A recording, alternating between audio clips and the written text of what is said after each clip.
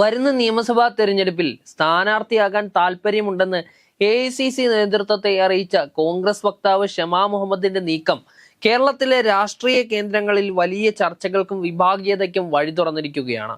കോൺഗ്രസിന്റെ ദേശീയ മുഖങ്ങളിൽ ഒന്നായിട്ടുള്ള ഷമാ കേരള രാഷ്ട്രീയത്തിലേക്ക് ചുവട് മാറ്റാൻ ശ്രമിക്കുന്നത് പാർട്ടിക്കുള്ളിലെ പുതിയ അധികാര സമവാക്യങ്ങളുടെ സൂചനയായാണ് വിലയിരുത്തപ്പെടുകയും ചെയ്യുന്നത്.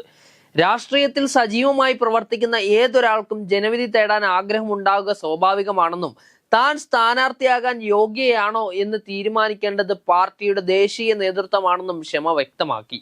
കണ്ണൂർ തന്റെ തറവാടായതിനാലാണ് അവിടെ സജീവമായി രാഷ്ട്രീയ പ്രവർത്തനം നടത്തുന്നതെന്നും എന്നാൽ കണ്ണൂരിൽ തന്നെ മത്സരിക്കണമെന്ന് തനിക്ക് നിർബന്ധമില്ലെന്നും കേരളത്തിൽ എവിടെ വേണമെങ്കിലും മത്സരിക്കാൻ താൻ സന്നദ്ധയാണെന്നും അവർ കൂട്ടിച്ചേർക്കുകയും ചെയ്തു.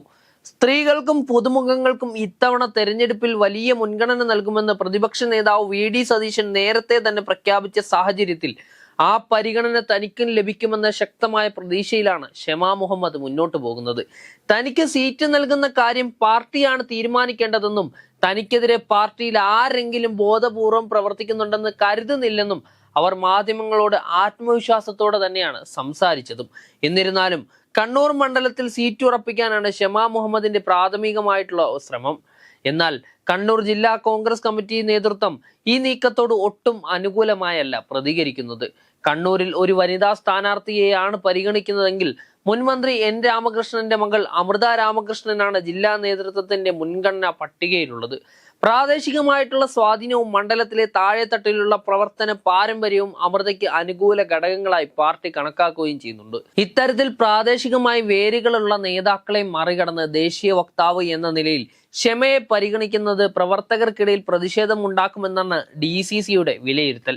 ഇതിനിടെ കണ്ണൂരിൽ K സുധാകരൻ തന്നെ സ്ഥാനാർത്ഥിയാകുമെന്ന് ഷമാ മുഹമ്മദ് പരസ്യമായി പറഞ്ഞത് പാർട്ടിക്കുള്ളിൽ വലിയ എതിർപ്പിന് കാരണമാക്കിയിട്ടുമുണ്ട്. സ്ഥാനാർത്ഥി നിർണയ ചർച്ചകൾ ഔദ്യോഗികമായി ആരംഭിക്കുന്നതിന് മുൻപേ ഇത്തരം പ്രസ്താവനകൾ നടത്തുന്നത് അച്ചടക്ക ലംഘനമായാണ് മുതിർന്ന നേതാക്കളും കാണുന്നത്.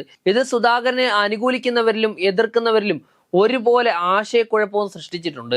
ആരും സ്ഥാനാർത്ഥിത്വം സ്വയം പ്രഖ്യാപിക്കേണ്ടതില്ലെന്ന് KPCC അധ്യക്ഷൻ സണ്ണി ജോസഫും പ്രതിപക്ഷ നേതാവ് VD സതീശനും കണിശമായി തന്നെ നിലപാട് സ്വീകരിച്ചിട്ടുണ്ട്.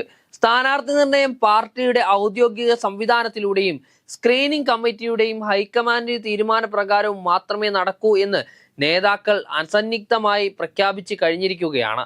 തെരഞ്ഞെടുപ്പിന് മുന്നോടിയായി ഗ്രൂപ്പ് പോരുകളും വ്യക്തിപരമായിട്ടുള്ള അവകാശവാദങ്ങളും പാർട്ടിയുടെ കെട്ടുറപ്പിനെ ബാധിക്കുമെന്ന ആശങ്ക നേതൃത്വത്തിന് ഇപ്പോൾ തന്നെ ഉണ്ട്.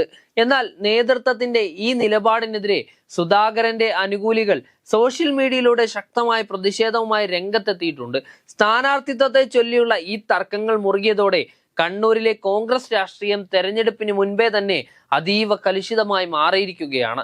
ഷമയുടെ കടന്നുവരവ് കണ്ണൂരിലെ നിലവിലെ ഗ്രൂപ്പ് സമവാക്യങ്ങളെ ഇങ്ങനെ ബാധിക്കുമെന്നും ഹൈക്കമാൻഡ് ആർക്കൊപ്പം നിൽക്കുമെന്നും രാഷ്ട്രീയ കേരളം ഉറ്റുനോക്കുകയാണ്.